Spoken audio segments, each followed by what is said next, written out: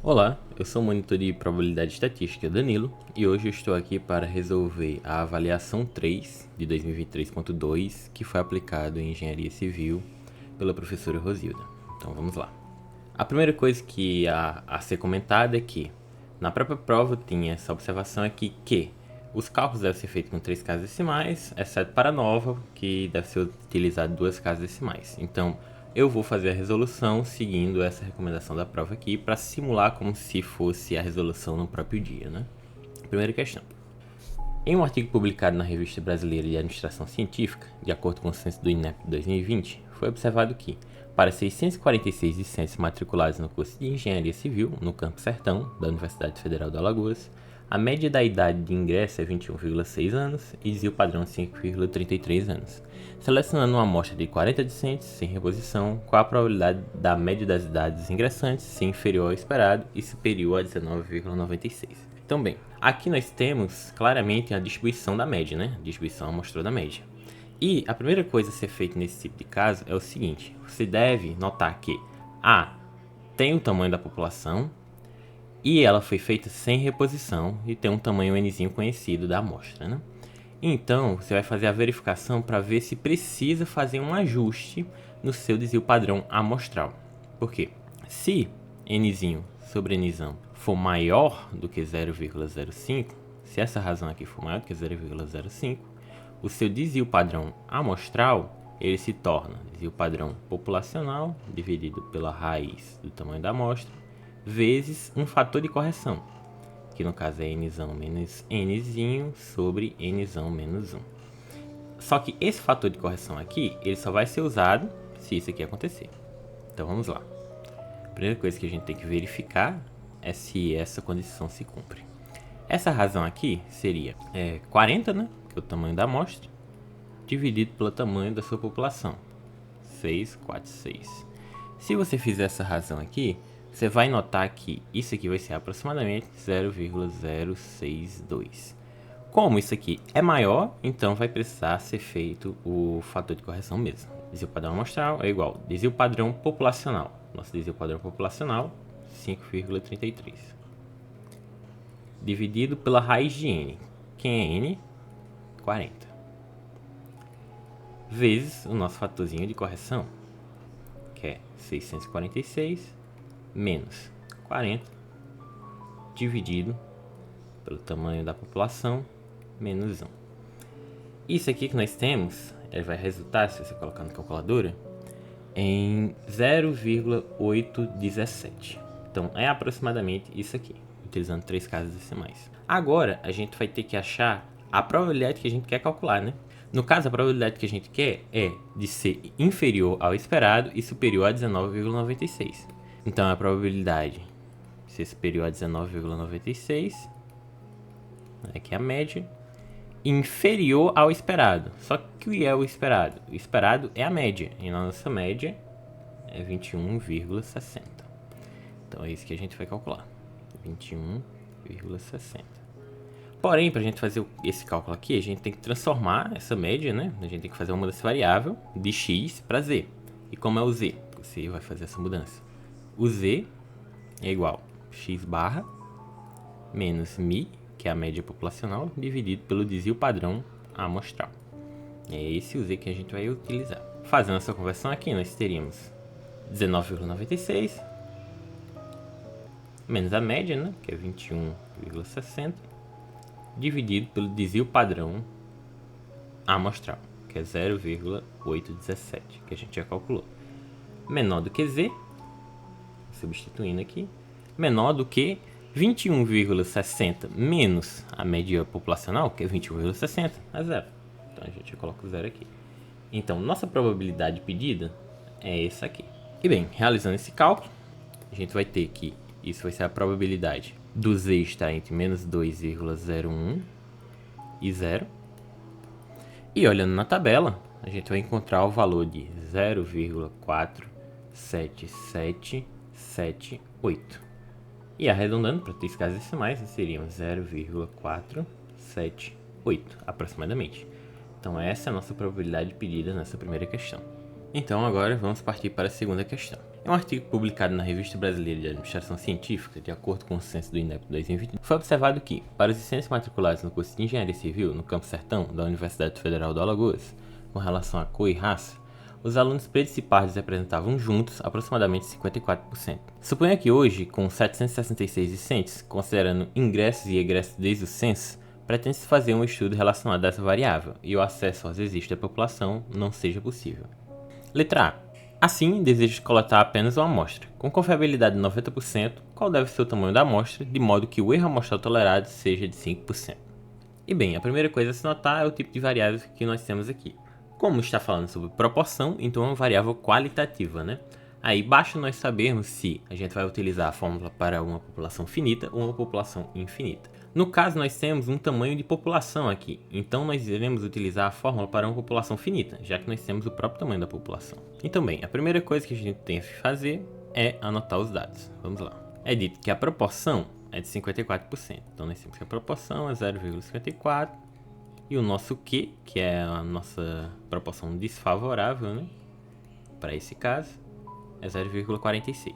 Aí nós temos o tamanho da população, 76,6. Nós temos nosso alfa igual a 10%, já que a confiabilidade é de 90%, né? É o complemento. E nosso erro é 5%, ou seja, 0,05. É isso que nós temos. Então bem, vamos primeiro aqui anotar o tamanho da amostra, né? Para esse tipo de variável, que no caso é n igual n vezes pq vezes o z de 1 menos alfa sobre 2 ao quadrado, dividido por nzão menos 1, vezes o erro ao quadrado, mais pq, as proporções, vezes o z de 1 menos alfa sobre 2 ao quadrado. Então, esse é o modelo que a gente vai utilizar para calcular esse tamanho de amostra. Por quê? É uma população com variável, no caso, qualitativa, e ela é finita, porque foi dado o tamanho de n.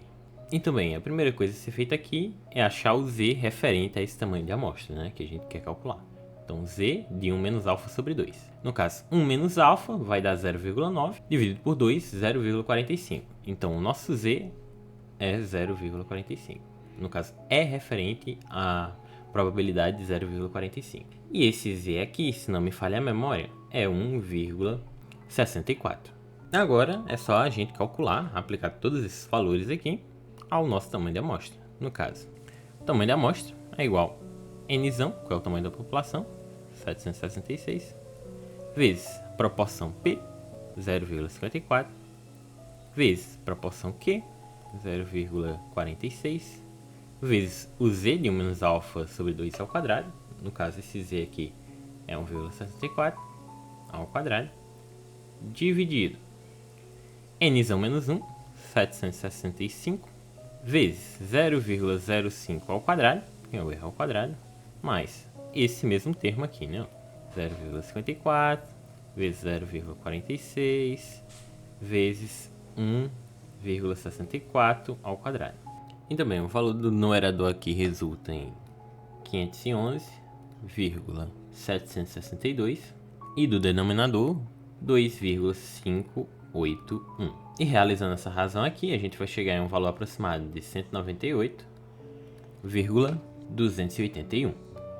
Só que como o tamanho da amostra não pode ser quebrado assim, não pode ser decimal, e a gente não pode arredondar para baixo, tem que arredondar para o número inteiro ligeiramente superior, a gente vai arredondar para 199. Então, nosso tamanho da amostra vai ser 199. A letra B diz o seguinte: agora, considere que uma amostra do tamanho definido no item A foi coletada, ou seja, uma amostra do tamanho 199. E observou-se que a proporção de alunos pretos e pardos agora é de 0,56.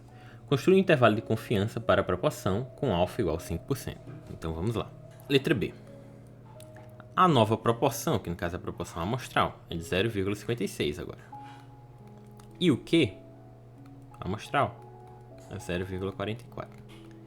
Nós temos que nosso tamanho da amostra é igual ao da letra A, que a gente calculou, 199, E nosso alfa agora é 5%. Então vamos lembrar como é que calcula o intervalo de confiança para a proporção, que no caso com 95% de confiabilidade, né? Já que é o complemento desse aqui para chegar em 100%.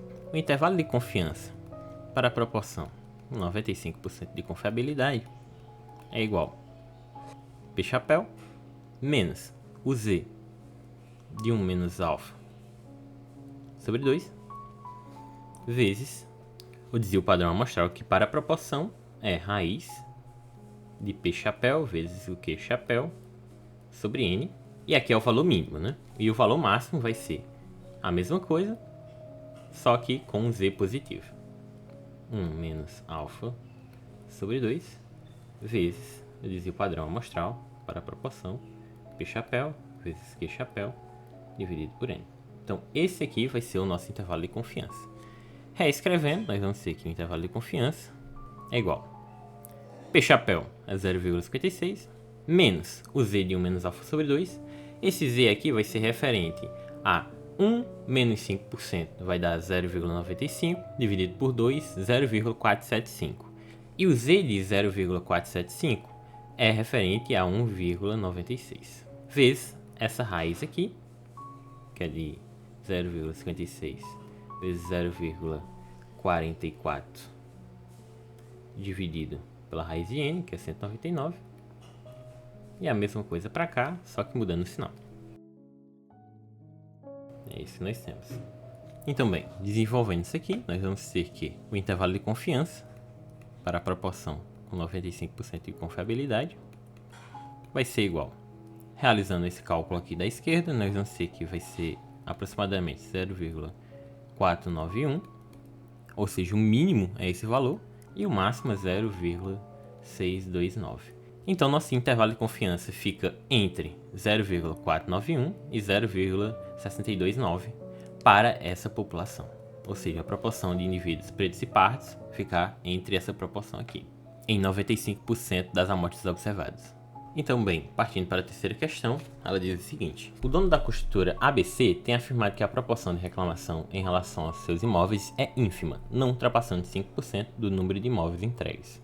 O dono da construtora XYZ decide contestar essa afirmação. Em uma amostra de 60 imóveis entregues pela construtora ABC, verificou-se que 4 têm reclamações, considerando o p-valor, o que pode ser concluído. Aqui nós temos um teste de hipótese para a proporção, então vamos escrever aqui o nosso teste.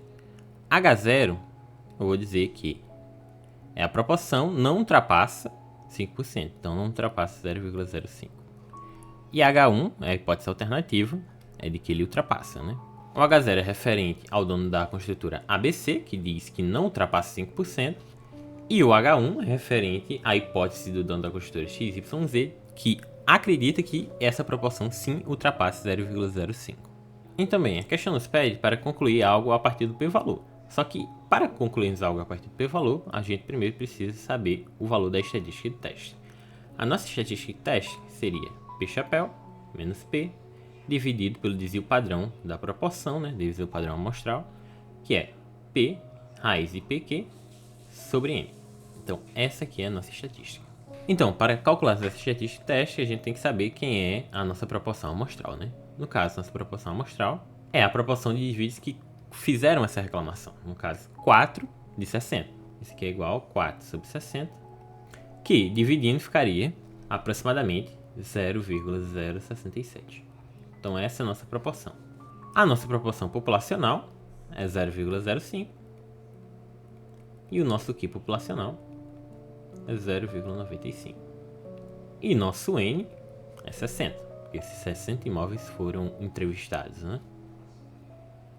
Então, bem, calculando nossa estatística de teste, nós vamos chegar no seguinte resultado. Nosso Z0 é igual a 0,067 menos 0,05 dividido pela raiz de 0,05 vezes 0,95 dividido por 60. E essa estatística de teste é aproximadamente 0,60. E também, com nossa estatística de teste em mãos, a gente pode calcular o p-valor. E o que é o p-valor? O p-valor é a probabilidade de que haja um valor extremo à nossa estatística de teste. E quem diz o valor extremo é o nosso H1. Como o nosso H1 é o P maior do que 0,05, Então, nosso p-valor nada mais será do que p-valor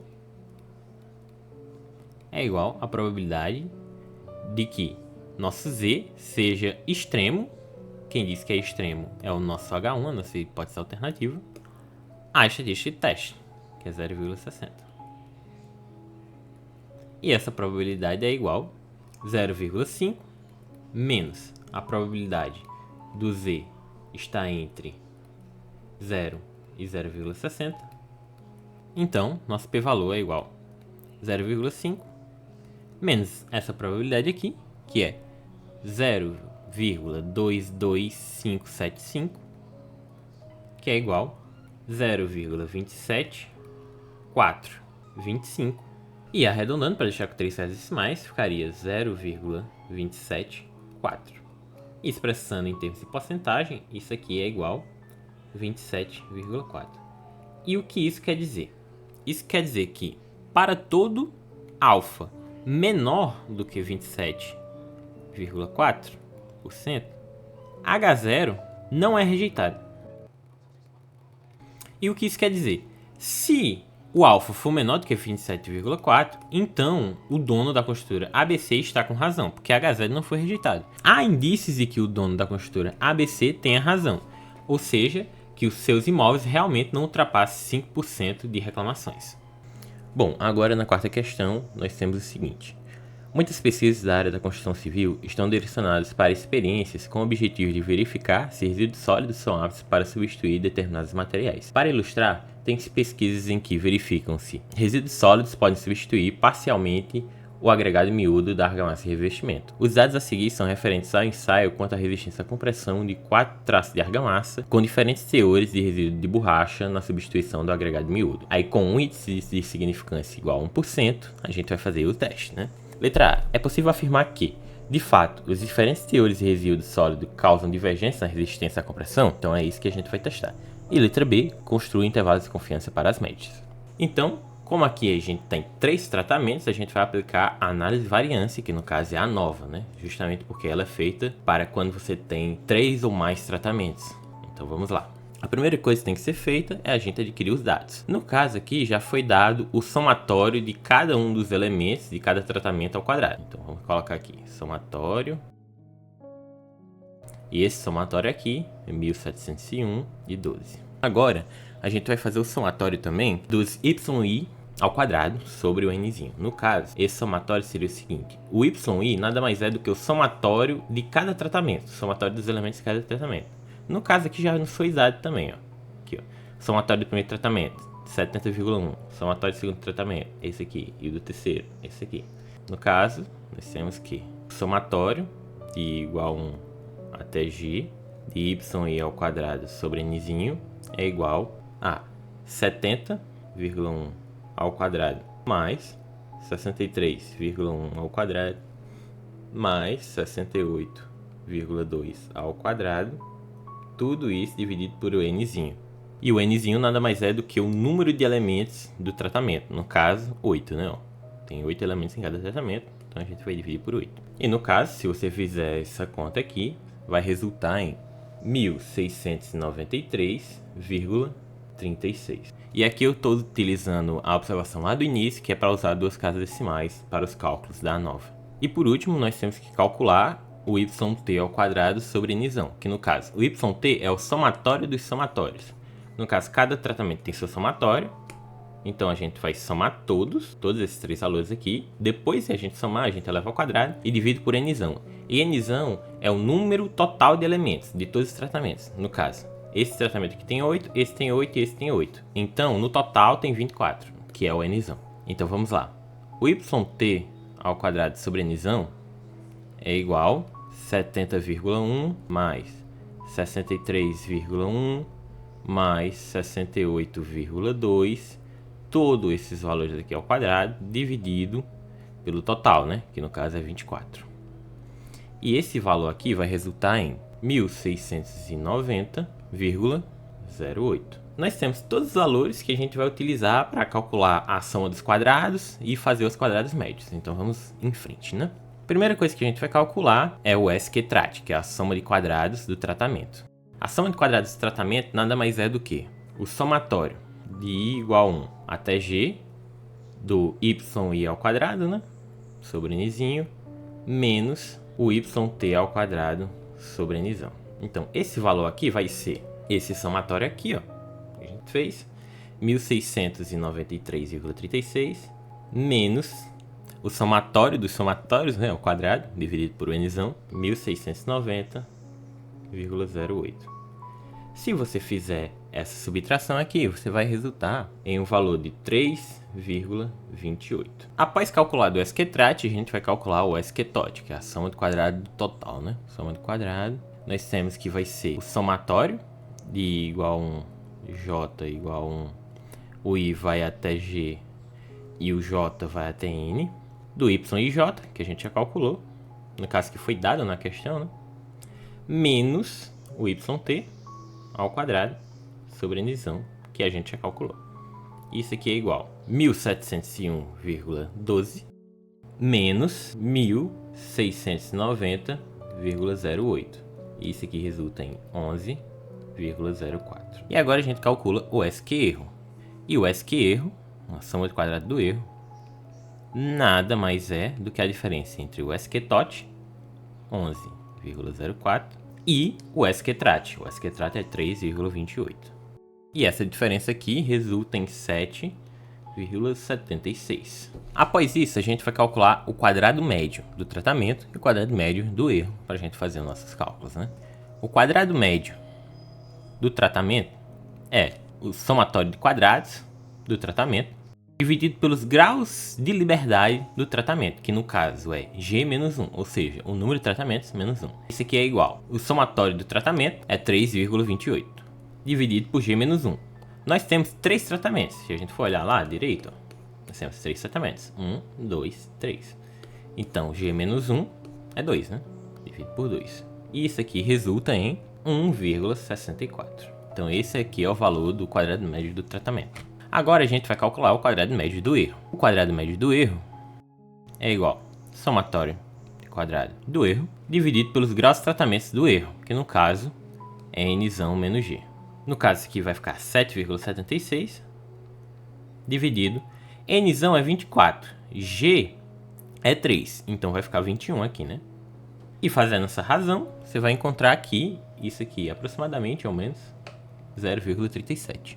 Após calculado os quadrados médios, a gente vai encontrar a nossa estatística de teste. Nossa estatística de teste, que é o F0, porque a gente usa a tabela F de Snedeker, a distribuição de Snedeker, né? A gente vai fazer o quadrado médio do tratamento dividido pelo quadrado médio do erro. Essa é a nossa estatística de teste. Isso aqui vai ser igual a 1,64 dividido por 0,37. Fazendo essa divisão, você vai encontrar que isso aqui é aproximadamente, ao menos, 4,43. Então, essa aqui é a estatística de teste que a gente tem. Após encontrar a estatística de teste, a gente vai encontrar o F tabelado, né? No caso aqui, vai ser o alfa, o valor de alfa que você vai encontrar, porque a tabela F, a distribuição F de Snedeker, tem várias tabelas, uma para cada alfa, para cada índice de significância. No caso, a gente está usando 1% aqui, né? No numerador, você vai encontrar G menos 1. E no denominador, Nzão menos G. Então é esse F tabelado que a gente vai procurar. E esse F tabelado nada mais é do que o F de 1%, G menos 1, 2, Nzão menos G, 21. Que se você prestar bem atenção, você vai ver que nada mais é do que os denominadores que a gente utilizou aqui em cima, né? 2 e 21. Então esse é o F que a gente vai procurar. E se for olhar na tabela lá do F de Snedeker, você vai encontrar que esse valor é referente a 5,78. Então, o que é que a gente tem nessa distribuição? Eu vou fazer um desenho aqui rapidinho para mostrar para vocês.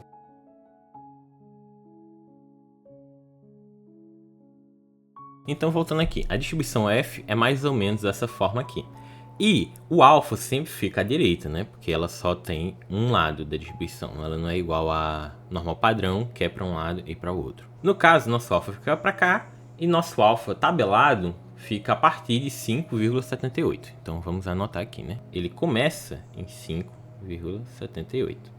E o nosso F deu 4,43. Então nosso F está mais ou menos nessa região aqui, né? Vamos anotar as nossas hipóteses aqui, né? Então vamos lá. que diz o seguinte: H0 é que Mi I é igual a Mi J, ou seja, as médias são iguais, não importando qual o valor de I ou J. E a H1 diz que Mi I é diferente de Mi J para algum, ao menos, né? Para algum I diferente de J. Ou seja, H0 diz que as médias são iguais, não importa qual seja o I ou J, não importa quais sejam os tratamentos que você esteja comparando. E H1 diz que ao menos uma das médias é diferente das demais. Como o F0 não está dentro da região de rejeição, então a gente não rejeita H0, logo há indícios sim de que as médias sejam iguais. Ou seja, a resposta da letra A é: não há indícios de que as médias sejam diferentes, ou seja, não há indício que as resistências sejam diferentes. E agora a letra B, a gente vai construir os intervalos de confiança para todas as três médias, né? No caso, vamos anotar aqui essas três médias. Letra B, vamos construir os intervalos de confiança. Anotado aqui as três médias. Então vamos lá, como é que se constrói o intervalo de confiança? O intervalo de confiança para Mi I com 1 menos alfa por cento de confiabilidade é igual Y I barra, que é a média de cada tratamento, né? Mais ou menos, que a gente vai utilizar a distribuição T de Student, de alfa sobre 2, N menos G no denominador, vezes o nosso desvio padrão, e nosso desvio padrão nesse caso é QM erro, a raiz do QM erro, dividido por N, que é o tamanho do seu tratamento. Então vamos lá, construir para o primeiro, o intervalo de confiança para a primeira média, com 99% de confiabilidade, já que nosso alfa é 1%, é igual a primeira média, 8,76, mais ou menos o T de 0,005 e 21, é 2,831 vezes a raiz de 0,37 dividido por 8, que é o tamanho do tratamento 1. Isso aqui é igual a 8,151, o mínimo, e o máximo é 9,369. Agora o intervalo de confiança para o segundo. Para Mi2, com 99% de confiabilidade, é igual a segunda média, a segunda média, 7,89. 7,89. Mais ou menos, o T é a mesma coisa, né? Sempre o T vai ser idêntico, vezes a raiz da mesma coisa também, porque o tamanho desse aqui também é o mesmo. O tamanho do tratamento é o mesmo. Então esse aqui vai ser igual a 7,281 no mínimo e no máximo 8,499. E a mesma coisa para o terceiro tratamento. No caso, o valor da média do terceiro tratamento é 8,53, mais ou menos. O intervalo de confiança vai ser igual a 7,921, 9,139. Então, esses são nossos intervalos de confiança para todas as três médias dos tratamentos, né? Então, nós estamos com nossos intervalos de confiança aqui. Foi isso por hoje. Espero que tenham entendido. Se não entenderam, podem me mandar mensagem ou ir lá na monitoria presencial. E nos vemos na próxima.